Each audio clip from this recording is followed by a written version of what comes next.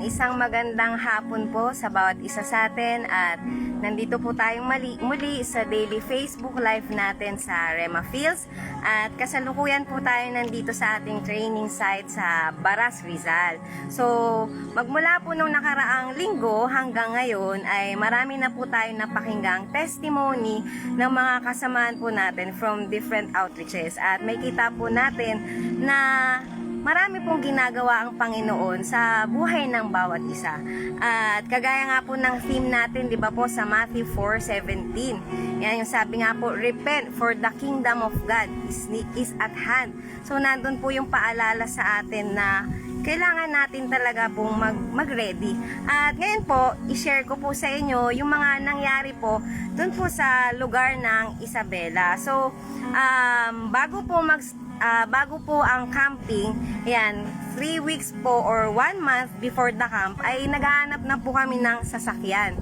Kasi po, alam niyo naman po na pangalawa po yung Isabela sa malayo na outreach. So, nag-prepare na po kami noon, naghanap po kami sa mga carpool at kailangan namin mag-raise ng 20,000 para po sa pang-transpo namin dun sa sasakyan. So, hanggang sa nasettle po namin at ang sabi nga po nung driver namin ay 18-seaters yun. So sabi namin ang goal po doon ay mapuno namin yung sasakyan. So meron po kami mga tinatarget na mga kabataan po doon. So ito pong last summer camp, puro mga kabataan po yung naisama namin. At isa po doon sa target po namin na maisama ay yung pong kapatid at pinsan nung dati po nating kasamang worker. So ito pong worker na ito, last year pa po yung kapatid niya at pinsan niya ay nagsimula na pong umattend sa atin. Pero last year hindi po sila nakapag-camp dahil may pasok po sila. So nagkataon po ito pong mga batang to, ito pong mga estudyante, sila po ay mga college student. Nagkataon po na preliminary exams po nila from March 25 hanggang 27. So kami po sa Isabela, kailangan 26 pa lang po ng gabi ay mag-travel na dahil aabutin po ng 14 to 16 hours ang biyahe po namin. So kailangan po gabi pa lang ng 26 ay magbiyahe na kami.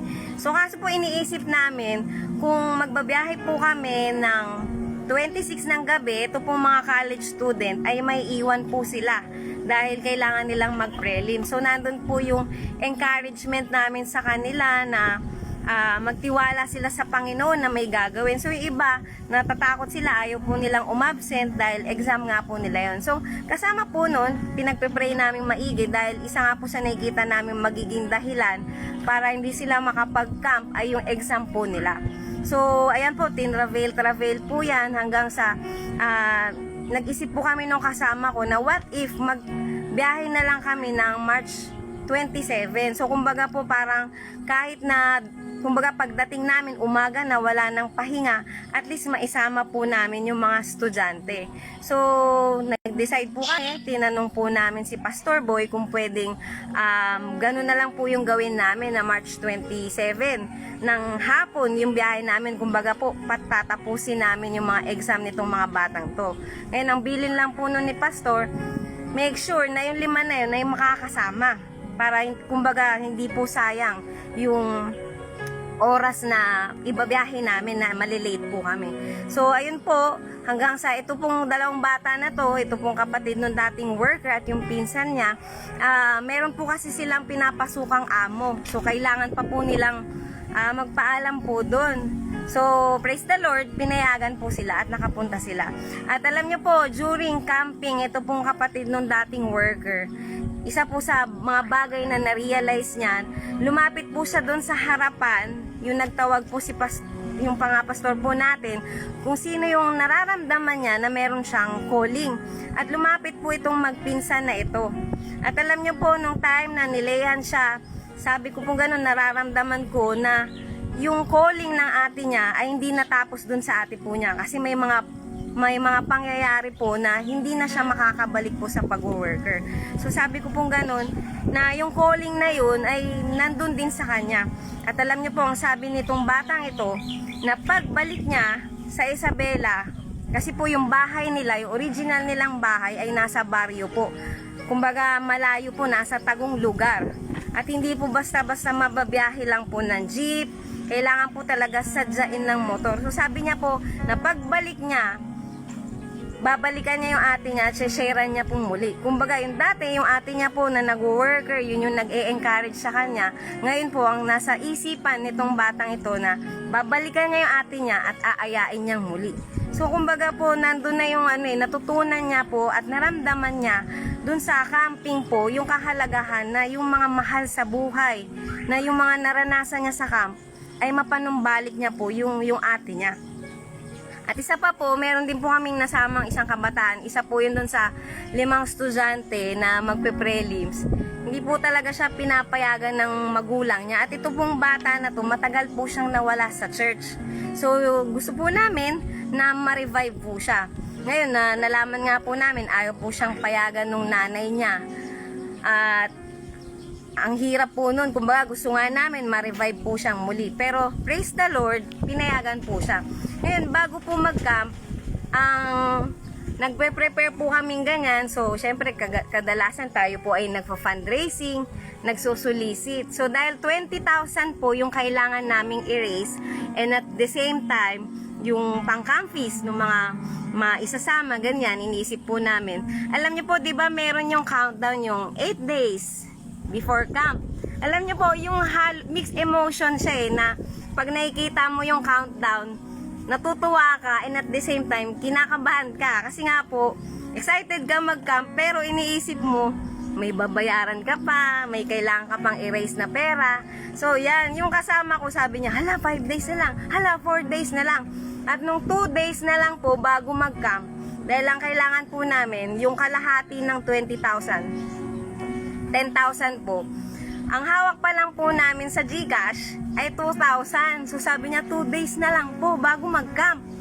At nung gabi po na yon, kasi po March 26 ng gabi, supposed to be alis na po namin yon. Minove nga po namin ng 27 ng hapon. Ang nangyari po nung gabi na yon, lahat po ng baguhan na isasama po namin hindi pinayagan ng mga magulang nila. So yung outreach po natin na yun ay malayo po dun sa pinaka mother church o dun po sa may San Mariano. So kailangan po namin bumiyahe para ipaalam po ulit yung mga bata po na yun, yung mga estudyante po na yun. Kaso po that time 7 o'clock wala na pong bumabiyahe. At sabi ko, paano kaya to? Kailangan makausap yung mga magulang.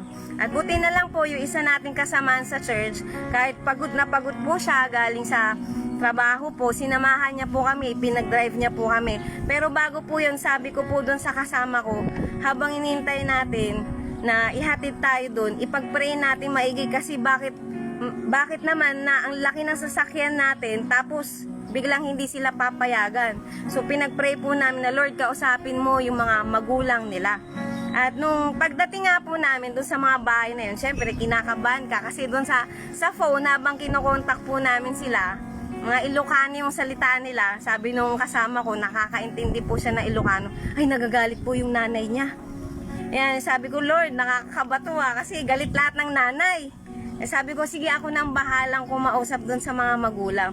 Pero alam niyo po, pagdating namin po doon sa mga nanay na yun, mga magpipinsan po yan, ang babait ng mga nanay. Biglang sabi, ay nakaimpake na nga siya. Sabi ko, wow, praise God. Kami nga hindi pa nakaimpake, pero sila nauna pang mag-impake.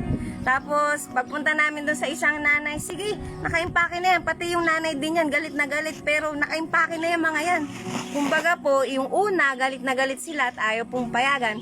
Dahil po sa prayer, at nung pagpunta nga po namin doon, lahat po yung mga magulang nila ay pinayagan. So sa madaling sabi po, lahat po ng ginol namin na makarating sa camp ay pinayagan ng mga magulang nila. So fast forward po, pagdating po ng March 27, Wednesday po, dapat 1:30 po ay babiyahin na po kami.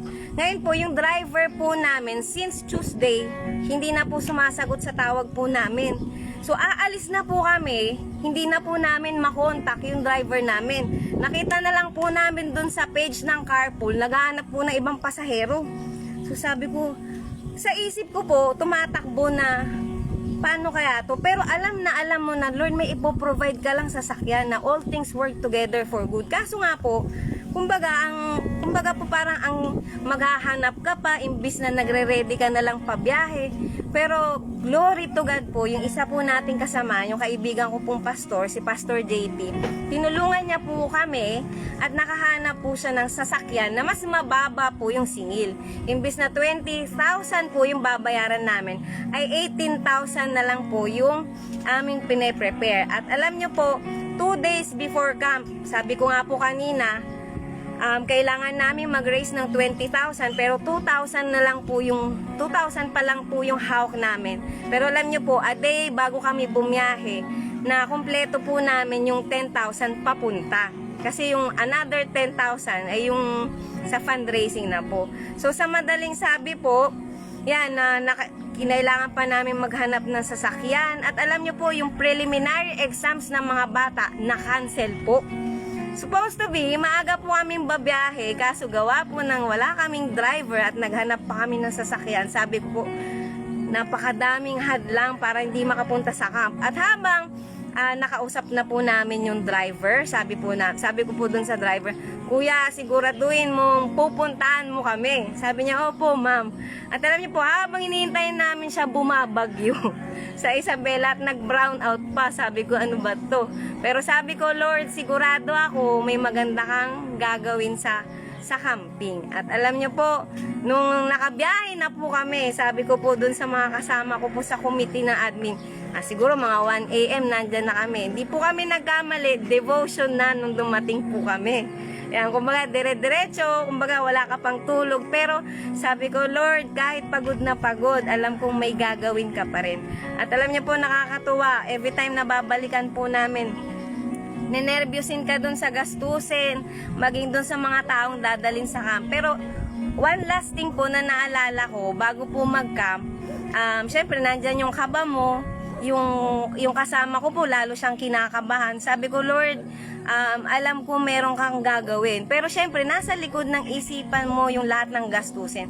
Pero nung time po na yun, may nabasa po akong verse sa Ephesians 1:3. Nung pinasa ko po siya dun sa The Passion Translation, nang sabi niya, every spiritual blessing in the heavenly realm has been lavished upon us as a love gift from our wonderful heavenly Father, the Father of our Lord Jesus Christ. All because He sees us wrapped into Christ. Alam niyo po, habang binabasa ko yun, sabi ko, Lord, liwanagan niyo po yung isip ko kasi mayroon kang sinasabing promise mo dito. Hanggang sa naalala ko po, ito'y tinuro ni Pastor Boy during pandemic na sabi niya gano'n, ang lahat ng mga pagpapala ay pinagkaloob na sa atin, labis-labis. At alam niyo po, habang pinapaulit-ulit namin yung verse po na yun na binabanggit, naisip namin na, Lord, hindi namin kailangan mag-worry dun sa ganong kalaking pang-transpo namin at pang-comfy. At alam nyo po, hindi nga nabigo, ay pinagkaloob nga po ng Lord yung kailangan namin for the camp. And at the same time, alam nyo po, syempre may mga personal prayer request ka na iniisip mo na, Lord, ito sa camping na to, may gawin ka sa akin at sa amin, Panginoon. At hindi nga po pumalya ang Diyos na sinagot niya yung mga panalangin niya. Sabi ko, Lord, masettle itong bagay na ito. Kumbaga, before camp, may prayer ako na, Lord, tulungan mo ako na maayos itong bagay na to. At praise the Lord, yung mga bagay na yun ay bago po matapos ang camping ay nasettle po. So, yan po sa bawat isa sa atin, kaya nga po tayo ina-encourage na sumama po tayo ng mga camping kasi may mga bagay na gagawin po ang Diyos na magbibigay ng tagumpay sa atin.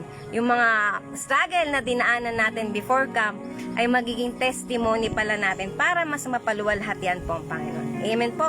Sige po, i-close po natin sa panalangin. Ama, sa pangalan ng Panginoong Hesus, salamat po o Lord sa mga bagay na ginagawa mo sa amin, hindi lamang sa time ng camping, maging sa time ng training nito, at sa bawat manonood, Panginoon, hayaan mo makita nila ang kadakilaan mo, Panginoon, at magbigay ito ng kaluwalhatian sa iyo, Panginoon. Salamat, Lord, sa katapatan mo na dahil sa bawat testimonies na napapakinggan namin, nakikita namin, Panginoon, kung paano ka kumilos sa bawat sitwasyon namin. Salamat po, Lord, na lahat ng kapurian ay binabalik namin sa iyo, sa pangalan ng Panginoong Hesus. Amen. So, muli po, magandang hapon po. Ingat po tayo at God bless po.